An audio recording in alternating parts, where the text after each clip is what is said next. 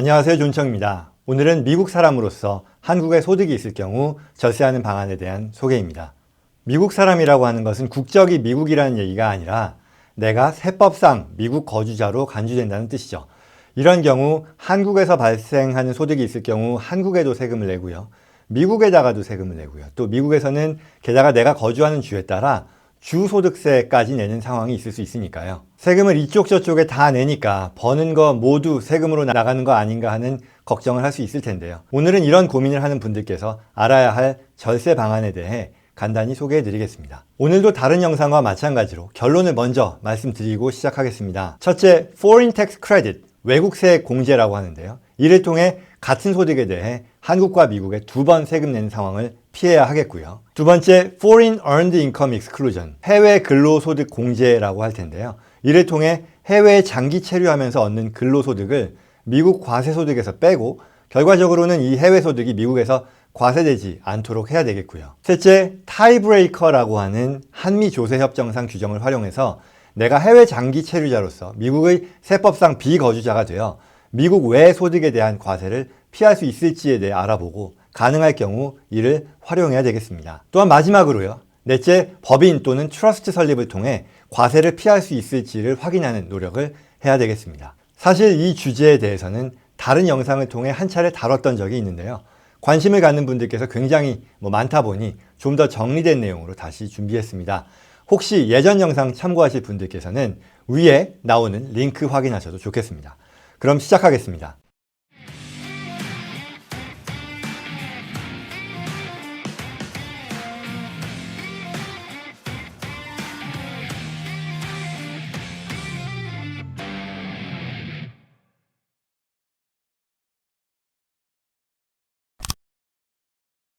아마도 가장 대표적으로 두 가지 경우를 들 수 있을 겁니다. 첫 번째 케이스는요. 미국에 거주하는, 예를 들어 캘리포니아에 거주한다고 하죠. 캘리포니아에 거주하는 홍길동 씨가 있는데 이분은 한국의 부동산을 가지고 계시고 또 그 부동산으로부터 임대소득을 얻고 있는 상황입니다. 한국에서는 당연히 그 임대소득에 대해서 세금을 내고 있는데요.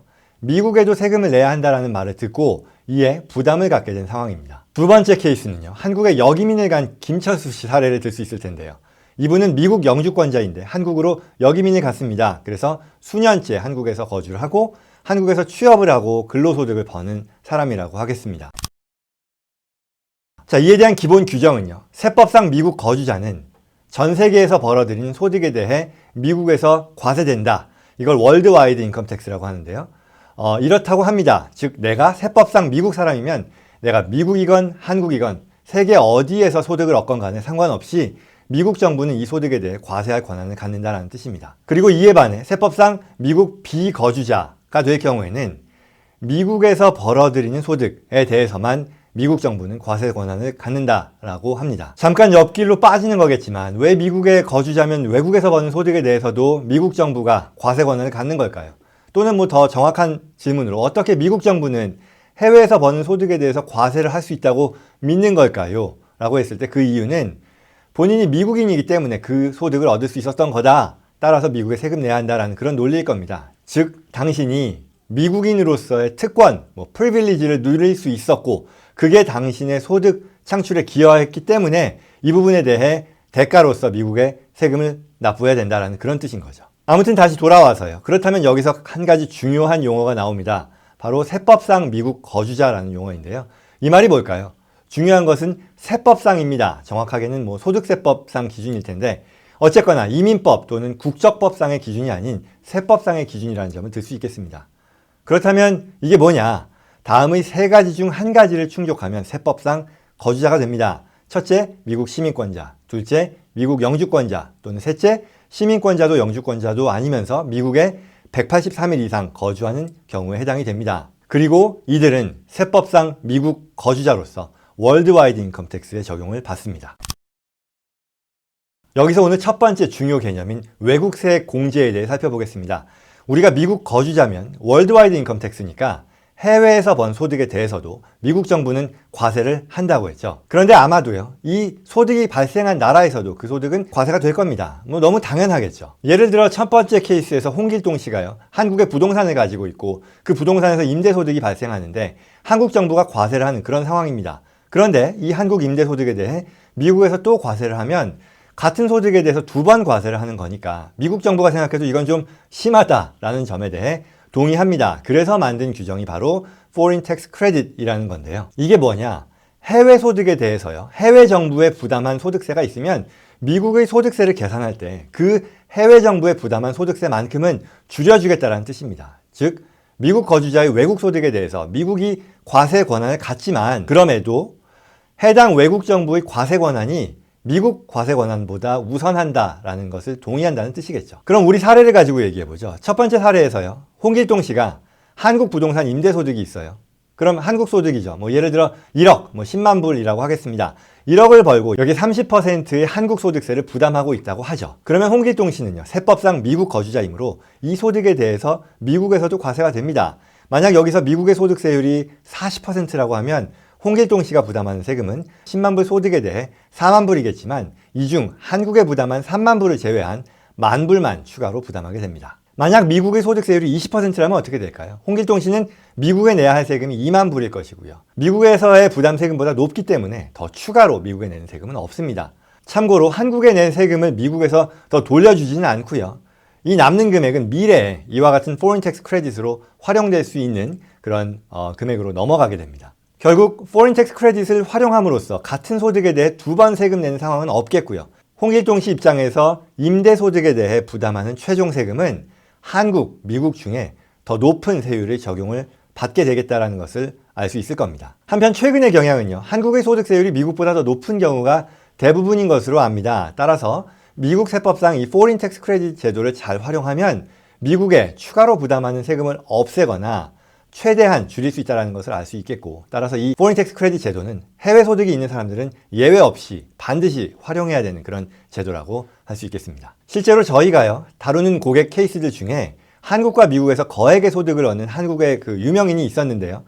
예전 어떤 텍스 어드바이저가 잘못 도와줘서 물론 그 회사도 굉장히 큰 전문 로펌이었습니다만 이 외국세 공제에 대해 잘 몰라서 활용하지 못했던 거고 저희가 그 뒤에 대략 150만 불의 세금을 돌려받을 수 있게 해준 케이스도 있었습니다. 외국세 공제를 활용한 거였죠. 그래서 이에 대한 구체적인 내용을 다루는 예전 영상이 있으니까요. 관심 있는 분들께서는 위에 나오는 영상 살펴보시는 것도 좋겠습니다. 한편 그러나 눈치를 채셨을 수도 있겠지만 이 내용은요. 미국의 연방세에만 해당이 되고요. 주소득세는 포함되지 않습니다. 따라서 이 사례에서 홍길동 씨의 거주자가 캘리포니아라고 했으므로 홍길동 씨는 캘리포니아 거주자로서요. 이 캘리포니아 주소득세를 여전히 내야 하는 부담이 있다고 하겠습니다.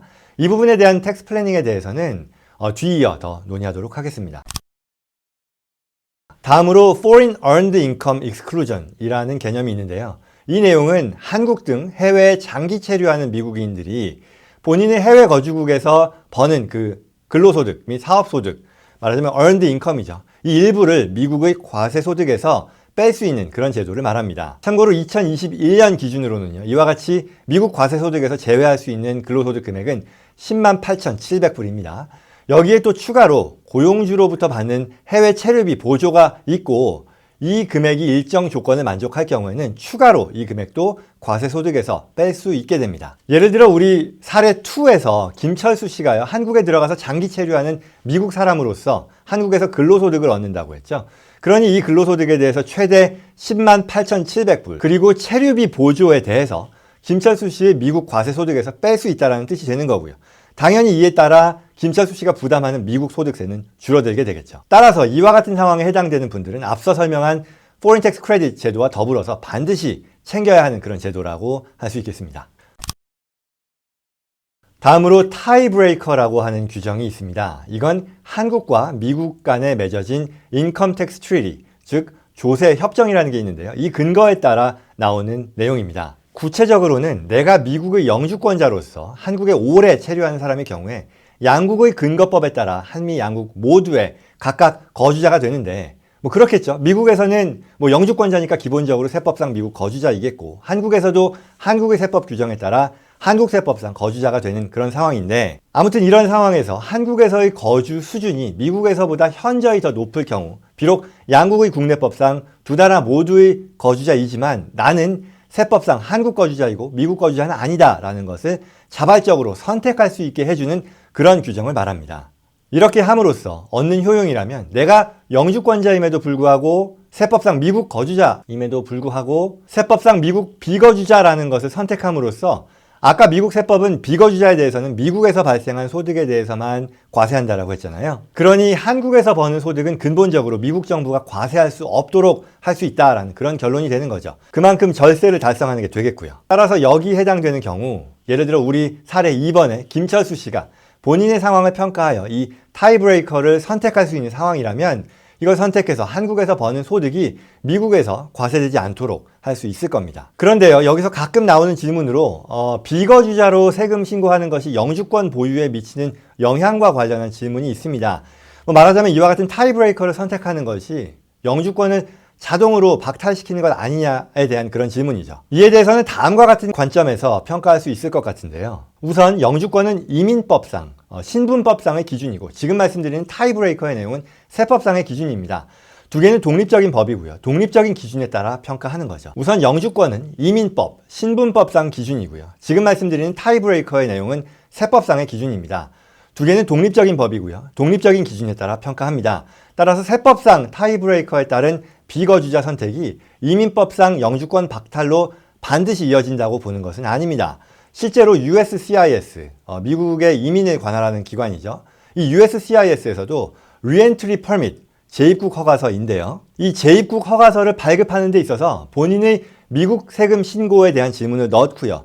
may라고 표현하면서 비거주자로 세금 신고를 했을 경우 불리한 요소로 평가될 수 있다라고 표현합니다. 둘째, 이 부분은요, 실무적인 관점에서의 평가가 될 텐데요. 앞서 말씀드린 대로 영주권의 박탈이라기보다는 재입국 허가서를 발급받는 데 있어서 부정적으로 영향을 미칠 수도 있다는 사항이라는 점이고요. 재입국 허가서 신청서상 무조건 박탈이 아니라 불리하게 사용될 수 있으니 별도로 소명하라라고 이 지원서에 나오는데요. 충분히 소명할 수 있을지에 대한 평가가 또한 이루어져야 하겠습니다. 결국 이와 같은 평가는 각 개개인의 상황에 따라 달리 적용될 여지가 있다는 점을 인식하고 따라서 타이브레이커를 선택하는 것은 첫째, 얼마나 많은 금액의 한국 소득을 면제받는 것인지 그 세무상 절세되는 금액의 크기에 대한 평가, 그리고 둘째, 재입국 허가서를 반드시 내가 받아야 되는 상황인지에 대한 평가, 그리고 세 번째, 합법적인 조세 협정상의 혜택임과 더불어 본인 상황을 충분히 소명할 수 있을지에 대한 종합적인 고려를 통해 선택 여부를 결정하는 게 필요하겠다라고 하겠습니다. 만약 이 설명이 어렵다면 타이브레이커는 영주권이 박탈되는 거기 때문에 무조건 하면 안 된다라고 하거나 또는 그 반대로 전혀 상관없다라고 하는 조언은 아마도 한쪽 법만 알고 하는 잘못된 조언이다라고 생각하시면 되겠습니다.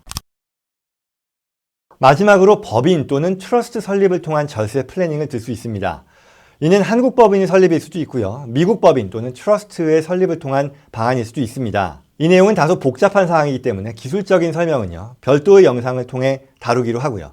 여기서는 간단하게 설명을 드리면요, 소득을 발생시키는 해당 해외 자산을 개인이 직접 소유하는 게 아니라 법인 또는 트러스트와 같은 별도의 법적인 주체를 세우고 그로 하여금 해외 자산을 소유하게 함으로써 그 해외 자산에 대한 실질적인 그 컨트롤링 파워는 개인 본인이 여전히 유지하되 그 자산으로부터 나오는 소득은 당해 과세가 되지 않도록 하는 그런 방법이라고 하겠습니다. 예컨대 사례 1에서요. 홍길동 씨가 얻는 임대소득이 홍길동 씨 본인이 소유하는 자산에서 나오는 게 아니라 한국 법인, 미국 법인 또는 트러스트를 사용해서 진행함으로써 미국에서의 당해 과세를 피하거나 이 경우는 한국 법인을 설립하는 그런 경우를 말합니다. 또는 캘리포니아 주 과세를 피하는 방안을 꾀할 수 있게 됩니다.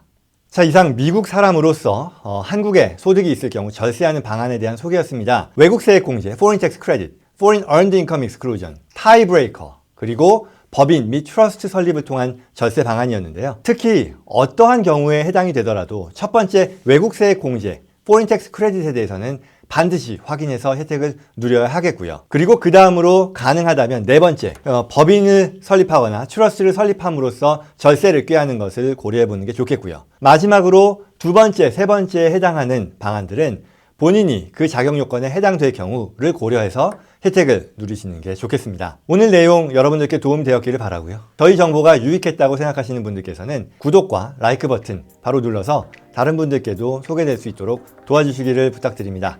그럼 저는 다음 시간에 뵙겠습니다. 고맙습니다.